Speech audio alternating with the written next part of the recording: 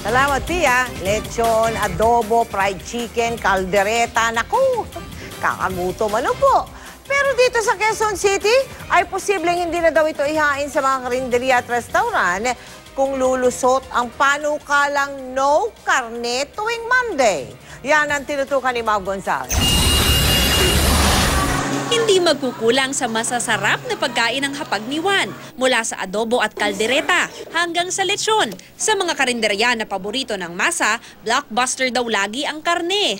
Ano yung madalas hinahanap ng mga customer? Nilaga, ma'am.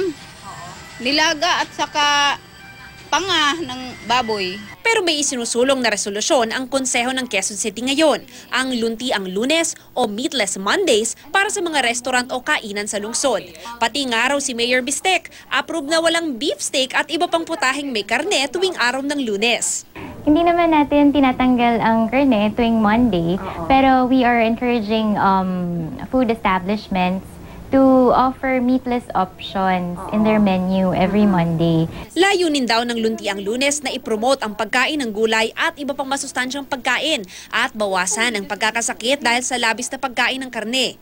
Ipinapatupad na ito ngayon sa mga government offices, public hospitals at public schools sa Quezon City. Kapag tayo ay kumain or nagbawas ng pagkain ng karne, nagkakaroon ng ang pagbaba ng risk sa mga cardiovascular diseases tulad ng hypertension, pati mga cancer. Masiksik sa nutrisyon, lalo na sa fiber ang mga prutas at gulay. Nasa 15 minuto hanggang 1 oras lang ang digestion ng mga ito, kumpara sa 2 hanggang 5 oras na digestion ng karne. Dito sa Rosas Avenue, tabi-tabi ang mga kainan at ang mga putahe. Lahat may karne. Wala naman daw silang problemang sumunod sa resolusyon, pero mas mabenta raw talaga ang karne kaysa gulay. Ang mga tao, hindi naman nila mapipigilan kumain pag gusto.